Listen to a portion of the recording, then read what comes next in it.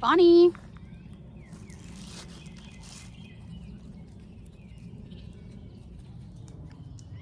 Hi, I'm Laura. I will be going to law school in the fall, and this is a brief video about my entire law school application process for anybody that is considering going to law school or starting the process or at some point in their process of law school applications.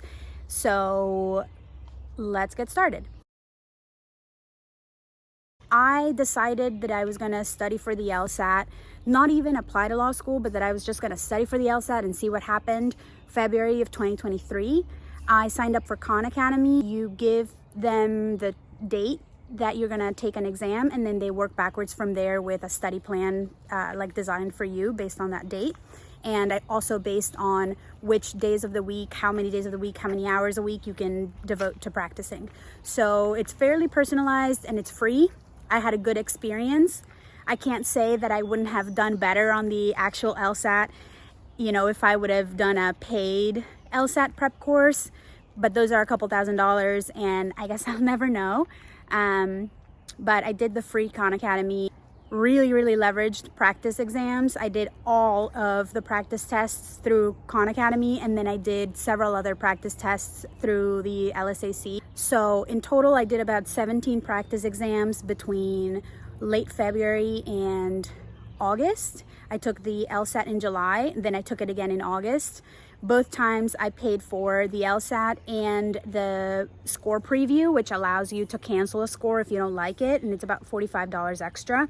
I kept both scores. I scored literally with 1 point difference, 1 point higher on the second one. So kind of wish I wouldn't have kept the first one, but I don't think it makes a huge difference. I studied probably 3 days a week on average, 3-4 days a week on average, and once a week, or around then, took a practice exam under actual test conditions, timed, etc. It's $200 a piece, plus $45 if you're going to do score preview.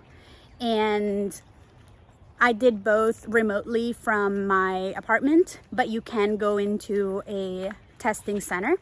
I just felt that I would be more comfortable at home in my home office. My first LSAT was proctored by actual people virtually. My second LSAT was proctored by, I think it's called ProctorU or something like that, which is just a software, like a proctoring software. I don't think I had a preference either way. I was just as nervous both times. And I believe you can apply for LSAT fee waivers. I think that's based on financial need. So definitely look into LSAT fee waivers if you can, if you think that you'll qualify. I had a list of 9 schools that I was going to apply to. I ended up adding like 3 or so random schools in January and applying January, February, just sort of in a panic, which I highly don't recommend.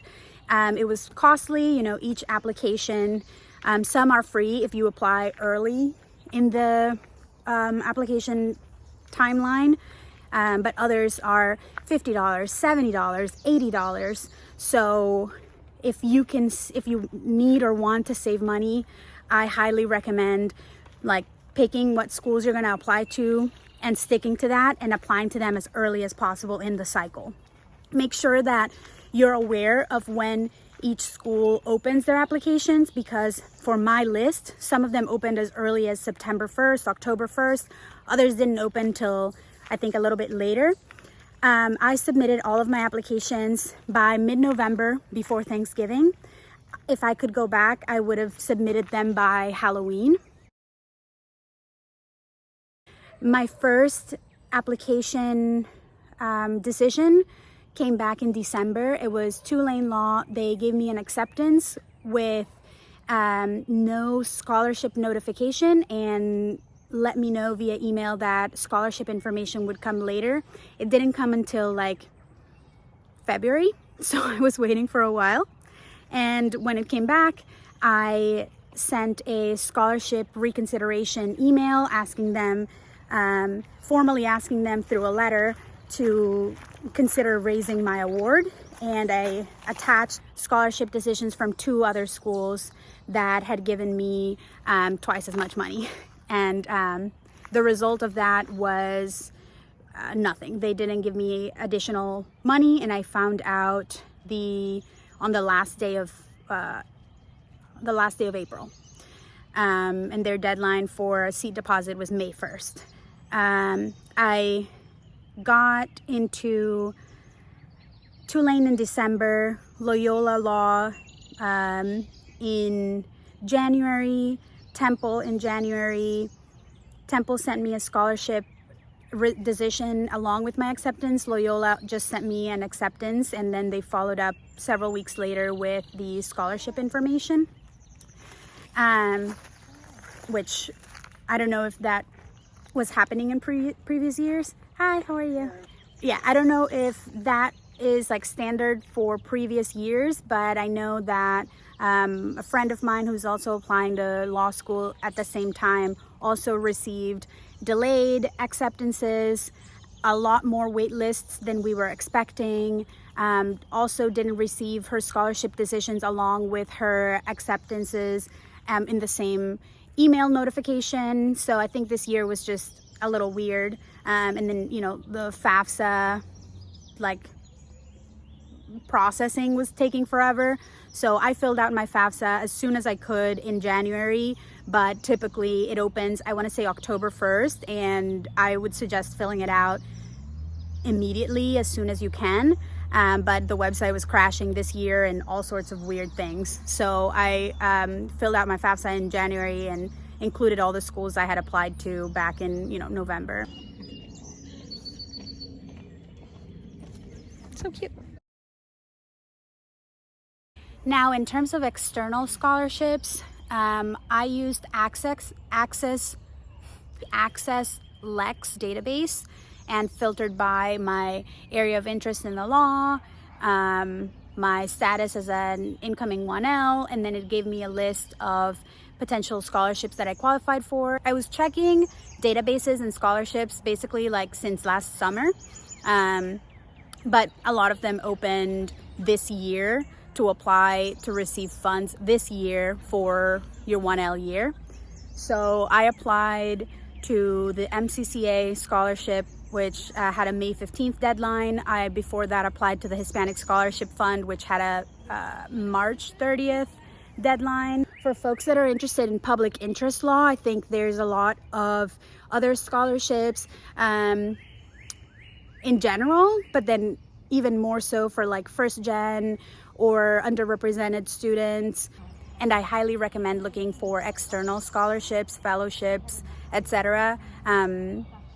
As early as you can, and having your own spreadsheet or notes where you're keeping track of when they open. What else? And then this summer, I'm going to be doing a couple of pre-law preparation sort of courses. I'm going to be reading Getting to Maybe, which is a highly recommended book for incoming 1Ls. So yeah, my timeline was deciding that I was going to study for the LSAT in February of 2023. I got on Khan Academy to create my study plan in February. I studied diligently, consistently from February to July, took the exam in July, continued studying, retook it in August. My 2 cents is, if you want to go to law school, you want to be a lawyer, it all starts with studying for the LSAT, and that can be free. So it's up to you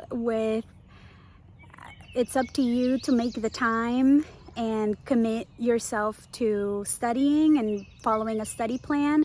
Don't think that you have to have the perfect score or an amazing score to get a scholarship or for law school to be possible. I certainly was not in the top 99th percentile by any means, and I still received a couple of nearly full rides. I received big scholarship from some good schools.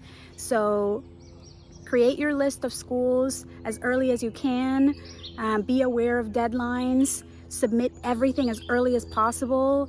Do your research, try and save money wherever you can, whether it's application fee waivers through LSAC by attending an LSAC law school forum, or applying for an LSAT fee waiver. Wherever you can, save money. Every penny counts. And good luck in your journey, and wish me luck in mine.